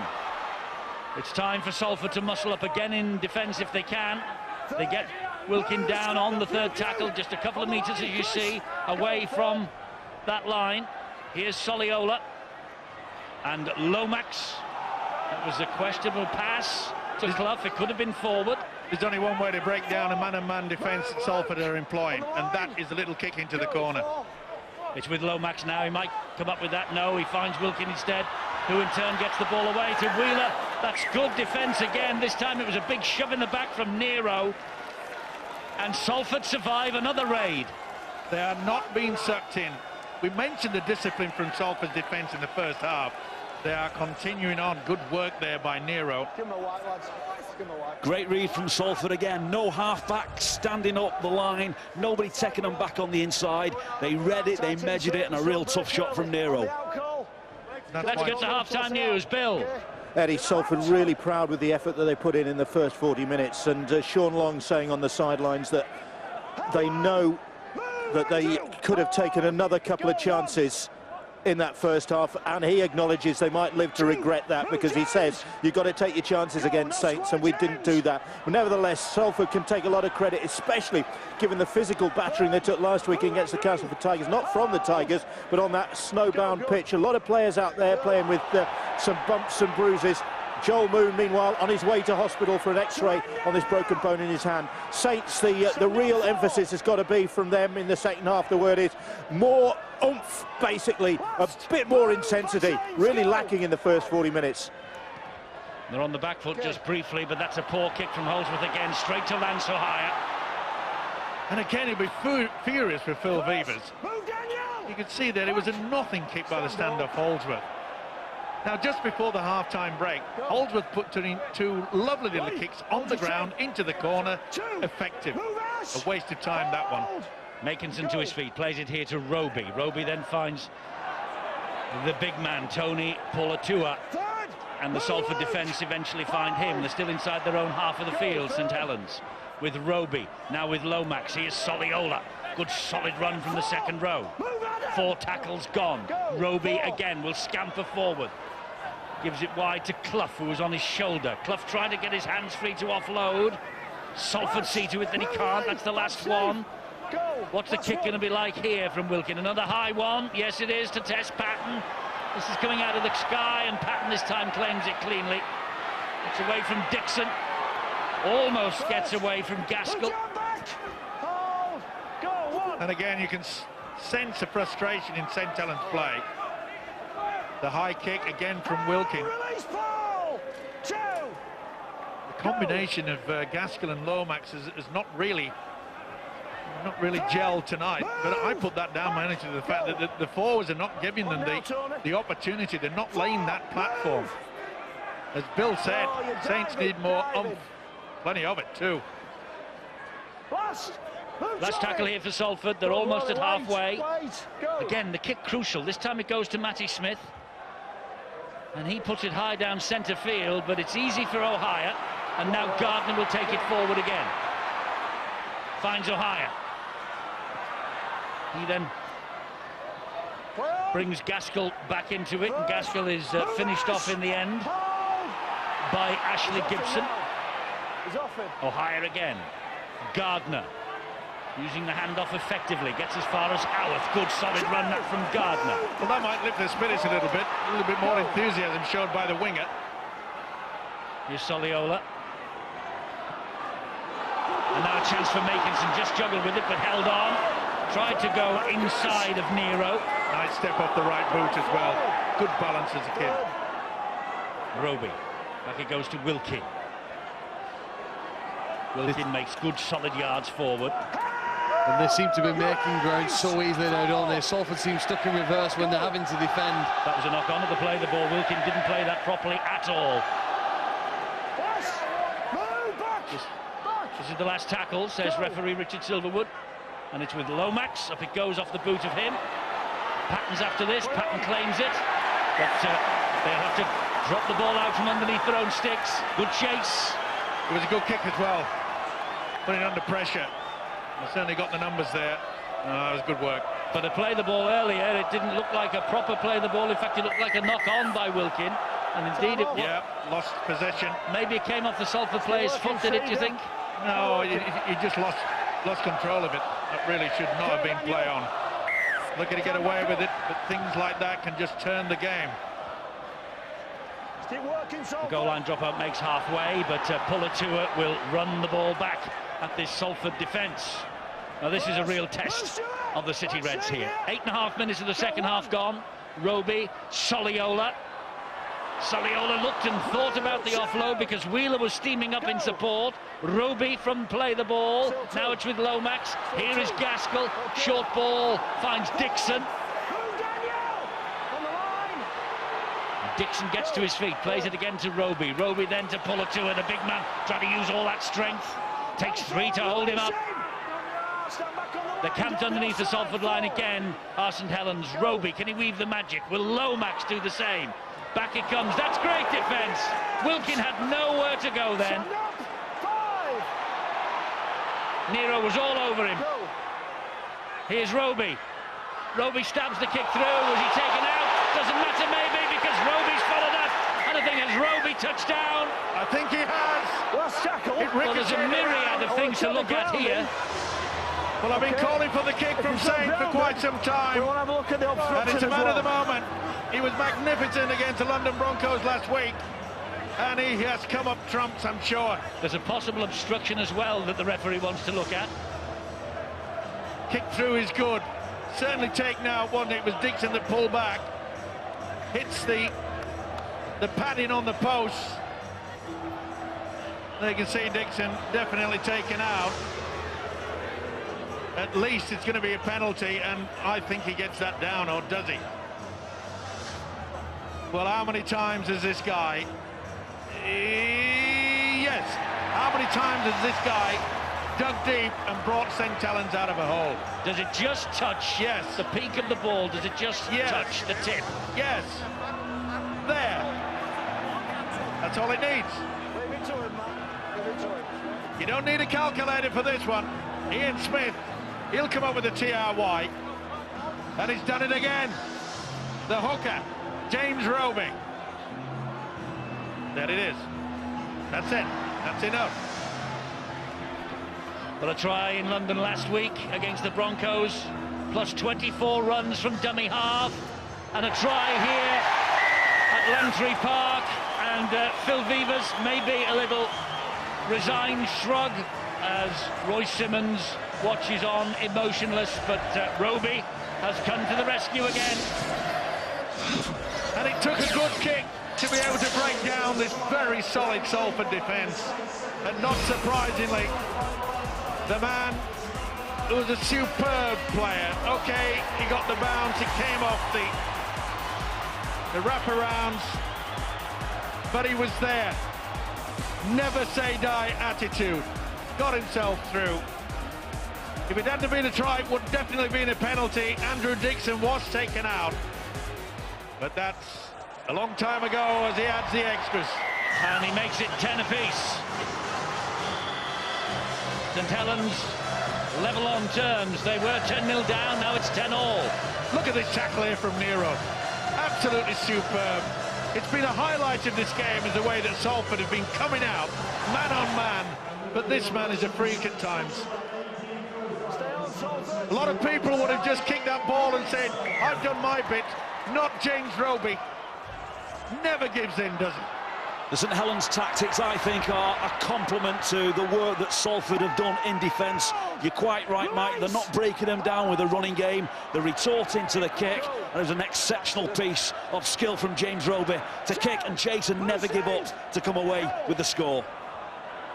Well, 51 minutes since we started this match in terms of action on the field, and we're back where we began. All square, 10 apiece. It's to be won in the next half hour or so then. There could have been an obstruction against Roby then. Move back here. Well, that's just lift the St Helens side, who I think everyone would admit have been a little bit lethargic at times. The forwards really have got to get themselves sorted out. Not a back kick either as well. Look when you turn them around. And look at the white shirts. Patton has to run the ball out from his own in-goal area. Great chase led by Soliola. Well, you know, we've seen the momentum of the game shift, haven't we? We've seen them play the balls in the opposition half. Look at the significant difference here now. Territorially, St Helens are killing it in this game here. And if that continues, obviously it's an ominous sign. Our margin meter at the moment is measured. Obviously it doesn't take into account the current score, but it's predicting, Eddie, on the possession stats, the defensive stats and the attacking play from St Helens, that they'll now win this game because of an excellent start to this second half. Yes, at one stage it was predicting a 20-point Salford win, wasn't it? Now the momentum has swung in St Helens' favour. St Helens have really tidied up their incomplete sets. That was a problem for them in the first half. They're completing sets, they're quick at the ruck, they're getting decent kicks in, and they're turning Salford around. And most importantly is the fact that Saints in the second half are not coming up with the errors. O'Hire for St Helens. Debuted full-back last week in London. He can play either half-back roles or hooker, so he's got great versatility value to St Helens here. He was hooker in last year's NRL Grand Final, by the way. St Helens have got to be very careful that, OK, they've levelled the scoreline, but they can't just think that that's it, Salford are done, because they won't be. They've still got to keep trying. They've still got to keep asking the questions. That went back. Backwards. So it's play on because Wheeler has it for Saints. Last one, though, for them. Making Sinowit was an untidy pass. Lomax. Little dink over the top. Oh, it's come up for Gaskell. It's come up for Gaskell. It's come up for St Helens. Nelly for St Helens. A touch of fortune not given yet. I just want to check, see if Gaskell is in front of the kicker. I just want to check, see if he's onside. Asking Ian Smith to check whether Gaskell was in front of the kicker here.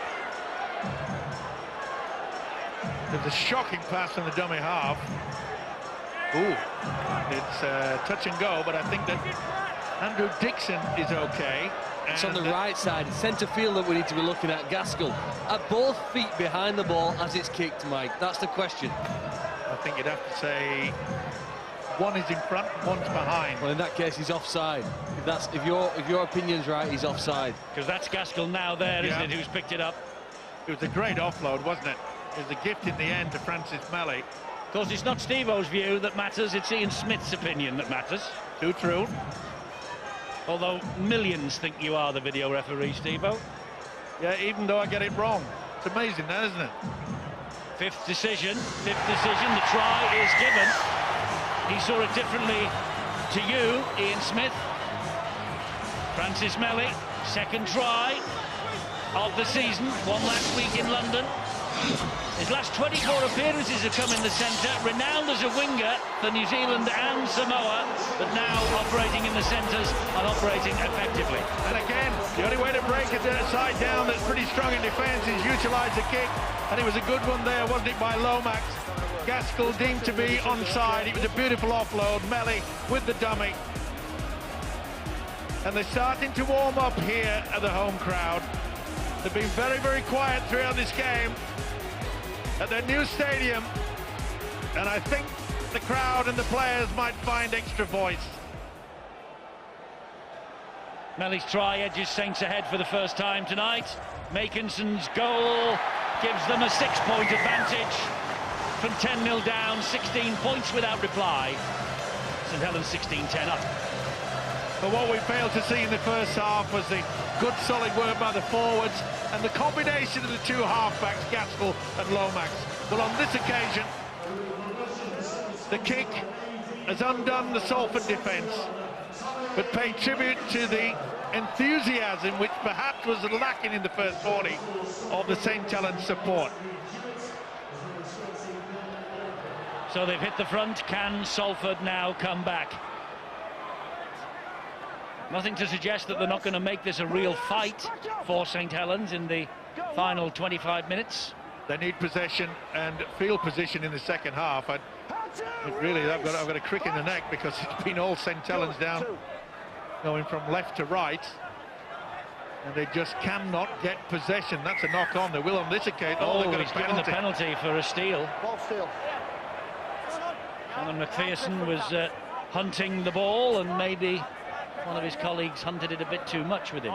Well, in the 15, almost 16 minutes we've had, St Helens have had twice as much possession, twice as many play the balls. And they just had a real call from the referee and the touch judge. He's got that wrong. McPherson did not touch that ball at all, and things just going against them. Salford at the moment, they've got to try to dig deep, try to get hold of this ball. There's no way in the world. I don't think Wild was involved in it either. I think he just lost possession. That's a high shot. Here's another penalty now. This indiscipline is killing them. There's a real chance at some point a Salford player may be in the sin bin. The penalties are beginning to stack, and if Salford are down at one man, you really do fear for the Salford City Reds. Saints, as we've seen on many occasions, just going through the gears. I've said it a number of times in commentary. They have that ability as good as any side in Super League. Being killed on the penalty count, 6-1 in St Helens' favour, as you've just seen. And Melly looking for another one. He plays the ball in the end. Here is Lomax. Just pops it up to Josh Perry. Three tackles gone. They're 10 metres short of the line, St Helens. With Roby. Roby gets it away. Gaskell, short ball. And there is a try for Andrew Dixon. They're just starting to take control of this game. Just press home their advantage. And Salford, at the moment, have no answer to what's coming at them. And the penalties are killing them. Yeah, no possession, no field position either. And they're handing this game on a plate to St Helens. Take nothing away from their field position. Dixon got himself in the right position. And he just went through a bit of feeble defence and running out of steam somewhat. But it's that man again, isn't it? James Roby. Didn't see many runs from the hooker in the first half. And Sean Long is fully aware of what Saints are capable of when they get on a roll. Just going back to that run from James Roby, I know Dixon scored the try and he's celebrating it. He made it look a lot easier than what it is. If you think that you're running in one direction at pace, to twist and turn your upper body at it and then deliver an accurate pass is a very difficult for your body to do. James Roby does it, also conscious of the fact that he's going to get hit just as he releases possession. And the kick is magnificent as well from Makinson. He missed one earlier on, but it's starting to shape up now for a very good night for Eamon McManus, the St Helens chairman. He's been the driving force to get the Saints to this ground, along with the likes of Tony Colquitt over the past few years. And all the money now must seem to be worthwhile. A great crowd, a great stand. And in the second half, they proved to be a great team. Bill mentioned, you know, that they lacked the enthusiasm in that first half, but they've certainly upped the tempo, haven't they? But poor old Salford, they just can't get hold of this ball. Move, Luke, here. Hold. Go, two. St Helens now starting to run a little bit hot. Here's the try scorer. Dixon gives it to Lomax. Lomax is on his way. That's good tackling back, though, by Jody Broughton. Has it just delayed the inevitable? They go wide here. Good defence on Clough. Back it comes to Dixon. His initial break. Dixon stumbles 5 metres away. An ankle tap brings him down. Roby finds O'Hire. Here is Lomax again. Halted just short a few seconds ago. Last tackle here for St Helens. Roby is waiting, scheming, looking left, looking right, goes left. Gaskell dabs the kick in. And Patton, has he grounded the ball in goal? Yeah, well, it doesn't matter now because he's grounded in goal anyway. And he's given a dropout, but he's leaning towards a dropout, but he wants to check the obstruction in back play. Well, there certainly was contact, that is for sure.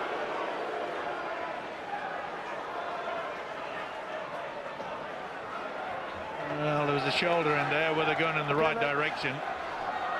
Neat little kick through Gaskell. O'Hire is the man that's running, but I think that's okay. I think they're running the same direction. Broughton just got the shoulder to him. Eddie, I don't think I've ever seen a quarter of rugby league, a 20-minute period, where the possession is so heavily stacked in one side. St Helens have made 52 play the balls and Salford just 19. That's an amazing weighted possession towards Saints, and eventually it's going to be more points. That's going to be 6 to go, I think, is it? No, the ball went backwards. Well, that's a lifeline for Salford. Well, he must have deemed that John Wilkin got a hand to it. But I'm with you, Eddie. It came off Shannon McPherson, yeah, and he's deemed that the ball has gone backwards. He would have only perhaps seen the hand from John Wilkin. The way to let off, but can they get anywhere near the halfway line? An hour of the match gone. 22 points to 10. Matty Smith, Holdsworth. Holdsworth's pass is a little wayward. It turned into something. And Williams. Good run as well. Quick play of the ball, that's what they want. That's a great kick from Broughton. Holdsworth. It is, but was it a 40-20? Is it a 40-20? All eyes on the referee. I think he wants the video referee in Smith to check. Close to the line. Yeah, that's yes, fine. It is. It's it is a beauty. 40-20. Absolute superb. All brought about by great running by the winger Danny Williams, getting up quickly, catching the St Helens defence off the hook, and no way that the fullback could get into position. Just one 40-20 in the opening round of Super League last week by Scott Durow of the Catalan Dragons. We've just seen the second 40-20 of the Stobart Super League 2012, and that was from Daniel Holdsworth, and this is a chance for Salford. Here is Holdsworth. Now Patton, can they get the ball? Whoa, and Nero, if he could have got the ball wide to Broughton. And that's the difference between a team that struggles and a team that clicks. Certainly, and it was a dropsy that Saints had in the opening 30 minutes, didn't it, when you think about it. And you could see that the St Helens defence, they did not get themselves sorted out. They are into a sliding defence line. And quite frankly, Lance O'Hire would not have been able to stop this guy if it had taken it. No, play one from a scrum set, probably the best attacking option you'll find at any point during a game of rugby league. And for me, interesting on that earlier set with Salford, they chose to push that ball wide. Wasn't the greatest pass to Danny Williams, but the Saints wingers had already dropped back. 3 full-backs, I mentioned that before. They're looking to do something a little bit different as opposed to kicking the ball straight down the throat of any one of the 3 players back there. It's worth pointing out that last year Salford were at their best in 2011 under Phil Vivers.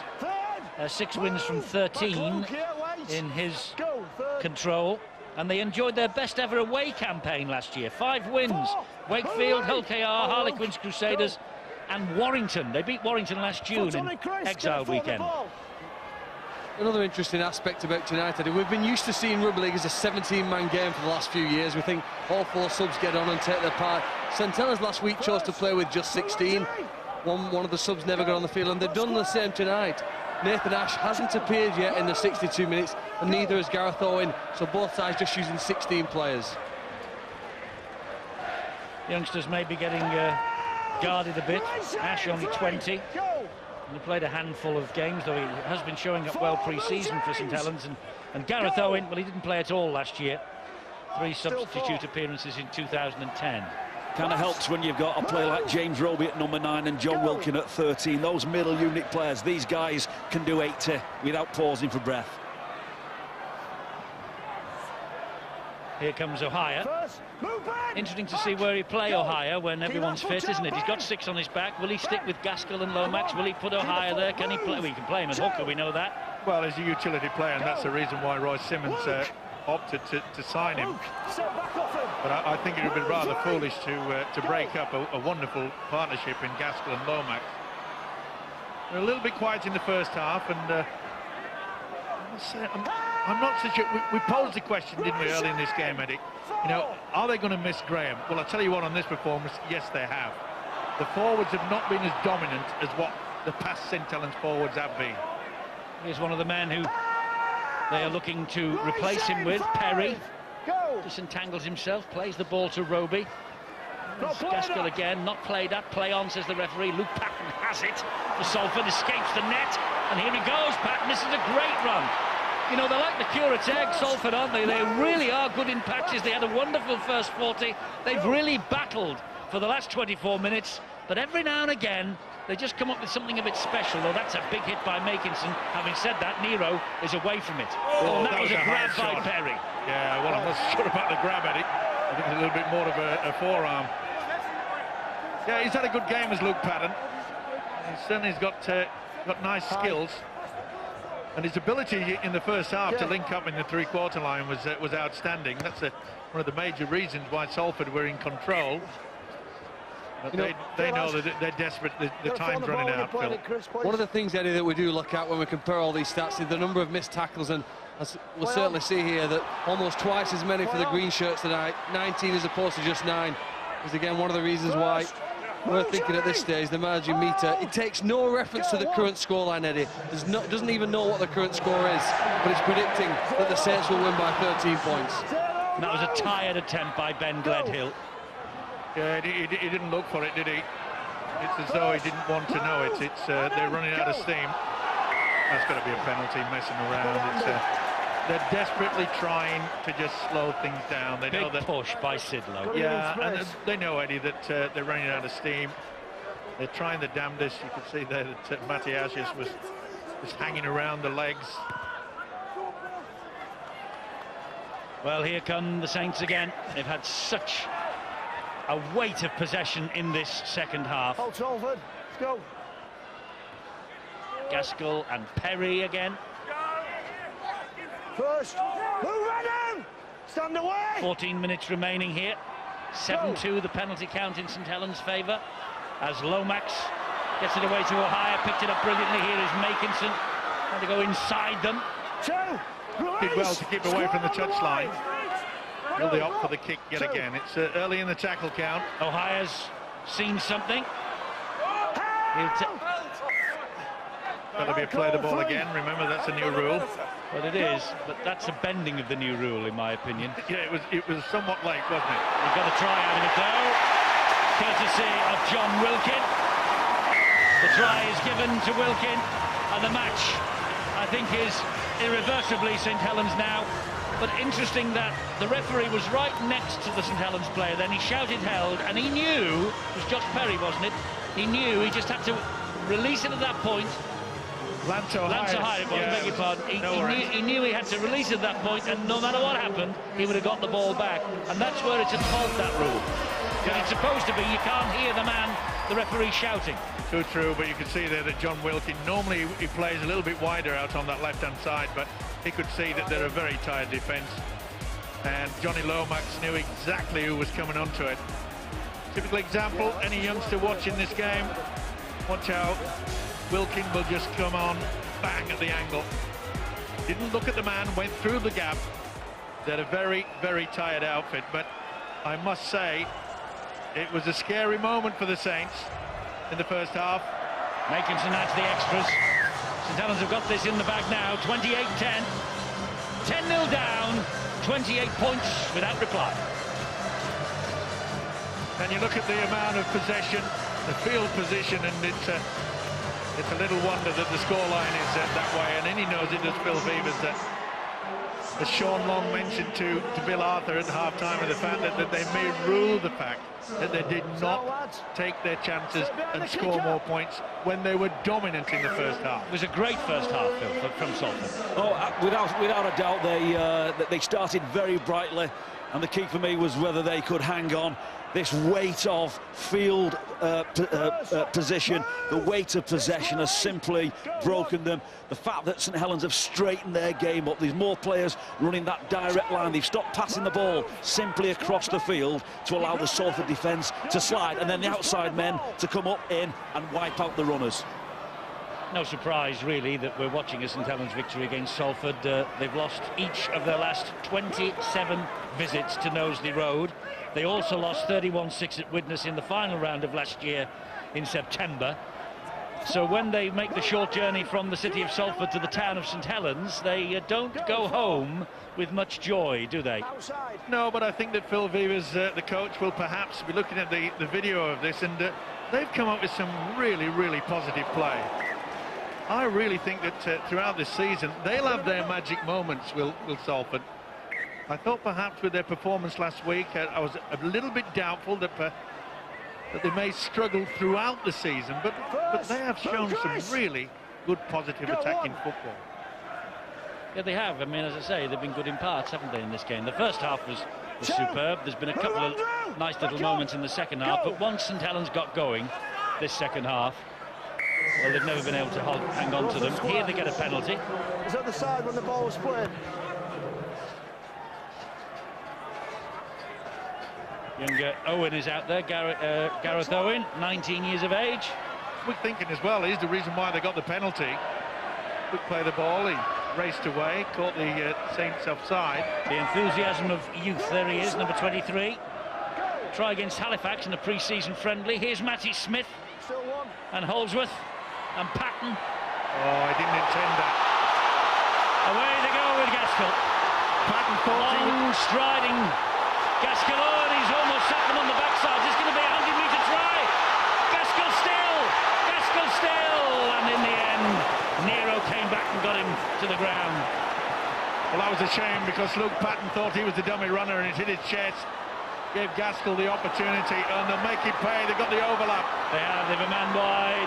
This is Dixon, and Dixon's escaped the net. He fancies his second. That's his melee. Back he comes to Wilkin. Here now is Anthony Lafranchi. Just a metre or so shy of the line. And Roby once again scheming at dummy half. Misses out Perry, finds Lomax. Lomax! So near. To be fair, Salford done a good job on Lomax. They kept him pretty quiet throughout. Gaskell slides the kick in. Beautiful Brilliant. kick. Dixon second. And St Helens' second win in 2 weeks in the Super League 2012. They'll be a force again. Off-colour first half, maybe. I think John Wells used the phrase, didn't he? Something about dressing room jitters. Well, they've certainly got that out of their system. And they are winning this now in a canter. Dixon with his second try. And the 5th try of the second half for St Helens. They were always going to be in trouble, weren't they? It was Gaskell that made this long run. But good balance, nice step. You can see there they just fall to the full back. Good play though by Nero. He did very well to come back. Would have been a sensational breakaway try. But this is what we call quality. He knew exactly where it was going, and so did this fella. Andrew Dixon.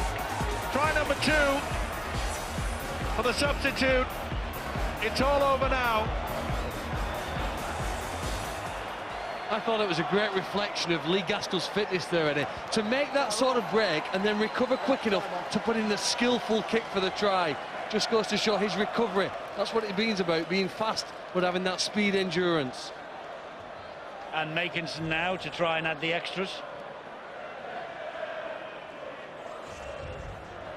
He got a try on his debut just a year ago in the second round in the big win at Salford. And this time, well, that's the second time he's hit the post, and the second time he's missed. 32-10 though, Saints have got the game in the bag. Stephen! Well, you'd have to say that Royce Simmons, the St. Helens coach, perhaps would look at the scoreline and say, well, it's been easy. But he knows that they went through a few problems in that first half. But they have reasserted themselves, they've got themselves organised, and they can thank the likes of James Roby and set them on the way. Clichés are our speciality. This is the game of two halves, isn't it? Go. Well, sometimes the cliche can be honest. I'm not saying we're not honest. Move down, I'm saying we come up with the cliches. Stick to it yourself. 7 to go. Hold that 10, come on. St Helens 100% start to the season, and Salford 100% start to the season, 2 defeats. Have they shown enough? I think Salford have played better tonight than they did last week, though. I know they lost last week and they're going to lose again tonight. But I thought it was a better, more impressive performance. And what is so difficult for them? The number 9, your hooker, the man who stands behind the player of the ball and touches the ball more often than any other player on the field, is probably, in my opinion, your most important player. For Salford, with Lee Godwin out, he's obviously out of the scene and out of the action. So without Wayne Godwin, it's been very difficult for them and will be for a few more weeks. Witness next weekend for the Salford City Reds on the I pitch at Stobart Stadium. Injury here to Makinson. The referee's called time off. After that, Salford get 2 home games in quick succession. Hull at home and London at home. Oh, he just caught the knee, didn't he, of the winger, Danny Williams.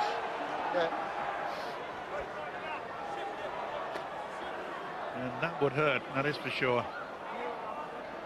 Just went down a little bit awkward into the tackle. First tackle. It happens. Okay, mate, I'll go this side. Looks like he's okay, which is good news. He's had the wind taken out of his sails a bit. He's been impressive tonight. He's done everything that they've asked of him. But I honestly feel that Saints and their coach Roy Simmons had, oh, that's a penalty, messing around, fully two, he just slammed him down. I think that that Roy Simmons realises that he has to get a little more aggressive with his forwards. They have not impressed me tonight. The penalty given there because there was a second effort after the referee had shouted held. It wasn't a question that he was on his way down as the call came. Otherwise it would have just been a play the ball. And Owen. Well, it's still a bit shaken up is the winger Tommy Makinson. Rather surprisingly, Salford have gone the other way. With Holdsworth, and now with Patton. He dumps it back to Holdsworth. We've got to apply the pressure to Makinson. He's still a little bit groggy. Back Tony. Go. Third.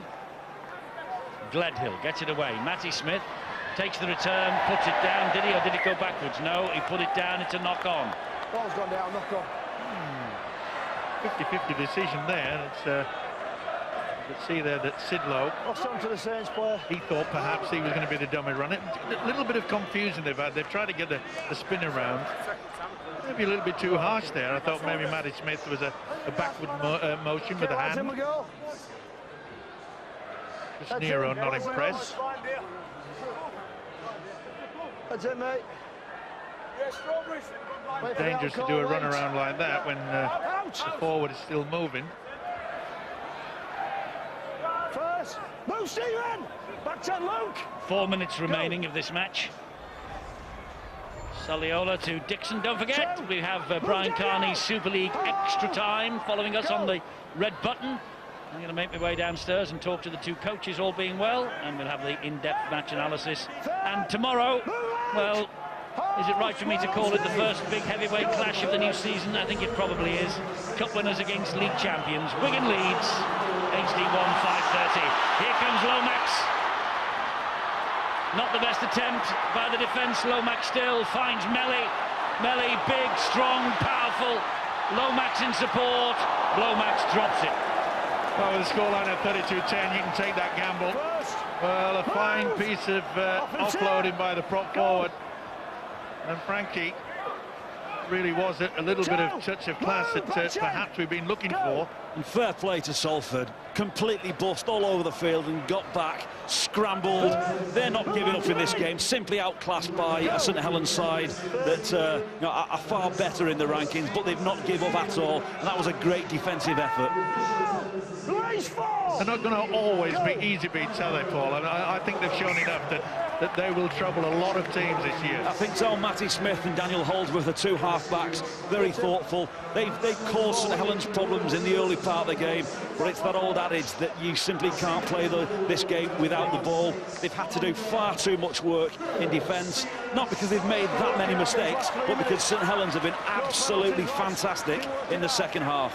Yeah, every time they have received the ball, 90% of the time, it's been near their own line. You're quite right. There's a little bit of pace out there in the Salford three-quarters, and Danny Williams, for me, has been he's been impressive. But if you're going to waste all your energy defending against this St Helens side, who've been very good at the ruck, then no side can live with St Helens in that form.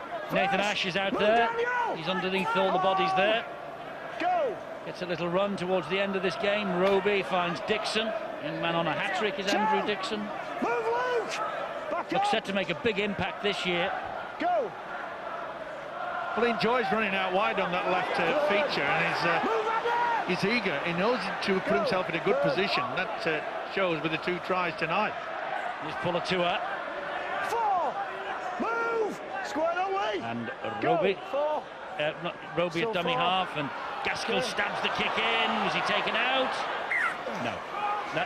That's the new rule. That ball should have been allowed to hit the ground. That ball should have been allowed to hit the ground, otherwise it is deemed to have been taken over the line by the Salford man. This should be a goal line dropout. You and the touch judge, Eddie, spot on with that one. It's got to hit the ground. It's got to hit the ground. That is now deemed to have been taken dead by the man who picked it up, i.e. Danny Williams. So it'll be a goal line dropout. So it's a goal line dropout, yes. Obviously the ball's not out of play till it hits the floor. It's the new rule this year. Once it's gone over the whitewash all round, it has to either hit the ground or one of the advertising hoardings or somebody in the crowd, and then it's deemed to have gone dead. If not, the man who picks the ball up is deemed to have taken it dead. It's given St Helens another chance to attack. It's the last thing they need, is it, to be fair, but they're spot on with the rule, the referee and touch judge. Flannery. Show! Move! Hold 10! Go! Roby and Lomax. Gaskell. The runner is Dixon, looking for that hat-trick. Release him! Last minute, Pulatua waits dummy half. Pulatua. Ooh, he's a big man. He gets the ball away brilliantly. Picked up by Melly. Francis Melly back to Lomax. They want it fed out wide here. Lomax ducks under them. Almost on all fours. He almost gets to the line. Play the ball. Play the ball, says the referee. He's trying to. Roby. Soliola. Flick, flick, flick. Back it comes to Nathan Ash. This is the last tackle for St Helens. Roby pops it up, and is it a try here? On his debut it is for Anthony Lanfranchi. Anthony Lanfranchi has marked his home debut with a try.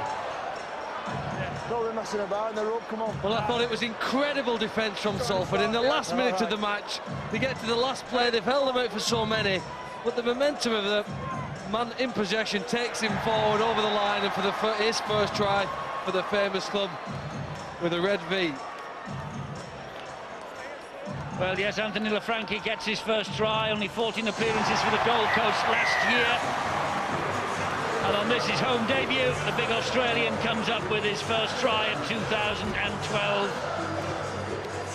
To be fair, it's not what Salford deserve, because it's now 36-10. The likelihood is, with this conversion to come, it's going to be 38-10. And that really gives the impression this has been one-way traffic almost from start to finish. It doesn't tell the story of the first half. No, you're right, Eddie, and they're just out on their feet at the Salford side. We keep saying it, but it has been the truth in this second stanza, is that Salford no possession, no field position. Full credit to St. Helens. That's the reason that they took control. They upped the tempo in the second half. A little bit shady in the first 40. Well, this is going to be the last kick of the match. He's missed a couple. He hasn't missed that one. It's 38-10. St. Helens have won the game. It was the predicted margin by all and sundry today. 28 points was deemed to be the measure of it as far as a lot of people were concerned. And Lee Gaskell is the Heinz Big Soup man of the match. And here he is talking with Bill. Lee, congratulations on man of the match, the first home Super League game here at the new stadium. Pretty good night. Yeah, fantastic. They come out firing. There was going to be a good side, and it's just good to get the win. Yeah, you were a bit cold, weren't you? Salford certainly came out of the blocks quicker. Yeah, they was come out firing. They were a good team. We've got good coaches there and good half-backs in Matty Smith and Daniel Holdsworth, so we knew there was going to be a good side. Better in the second half, though. Yeah, fantastic. We just stuck to a game plan, completed more sets. We were up to 50% in the first half, and we was up to 86, so it just proves that you're complete. Well done tonight, Lee. Man of the match. You also get champagne, £100 to give to a charity of your choice. Where would you like that to go? The Deborah Skin Foundation, please. Well done. Cheers, thanks a lot. Great performance from Lee Gaskell. Long-range run in that second half, and then he had the ability to recover and put the kick in for a try for Andrew Dixon. Good display, and St. Helens get the home win. Now, last weekend, there was only one home win in the entire round. That was by the Leeds Rhinos. Round 2 has got off and running this weekend with a home win for St. Helens. 38-10. Doesn't really, Steve-O, tell the full story of what was a real contest in the first half. Yeah, you're right, Teddy, and I'm sure that Roy Simmons is fully aware of that the first 40, the forwards really weren't firing. They certainly roll up their sleeves in the second half, and it just shows you that if your forwards are not being prominent, then your halfbacks are really just shaded, and they certainly weren't in that first 40 by Holdsworth and Matty Smith. But as the big fellas started to get onto it, this guy, James Roby, he started to change it around, running from dummy half, some neat little kicks through. He turned it all around when Saints were just a little bit nervous, and then of course the points came, and the two halfbacks, Lee Gaskell and Johnny Lomax. But it does prove the point that teams can keep those two quiet. And they've got their new home off to a winning start, which I suppose for everybody from Germanham and McManus down was the object of tonight's exercise. Yeah, it's nice, irrespective of how you play, to certainly give the fans, but it was a little bit eerie, wasn't it? Full stadium, mainly with the St. Helens fans, and in that first 40, Eddie, you could sometimes hear a pin drop. They were stunned, they were shocked. 120 years they were at Knowsley Road, and they've been at this new ground just this one game so far, and they're unbeaten. Wigan Leeds is your Saturday night offering from the Super League. HD1 at 5:30. Cup winners take on the champions. That's tomorrow. All the tries from this weekend in our new programme for Sunday night. Super League full-time, 9:30 this week. HD4, Bill Arthur and the boys. And coming up, if you press those red buttons, you'll have Brian Carney, Barry and Terry with you for Super League Extra Time. We'll talk to the two coaches, Roy Simmons, Phil Vevers. Johnny Wells will be here with his in-depth match analysis, and the boys will look ahead to the weekend to come. So press the red buttons now. We'll see the other side of the break for that. But in the meantime, St. Helens off to a flying start at their new Langtree Park.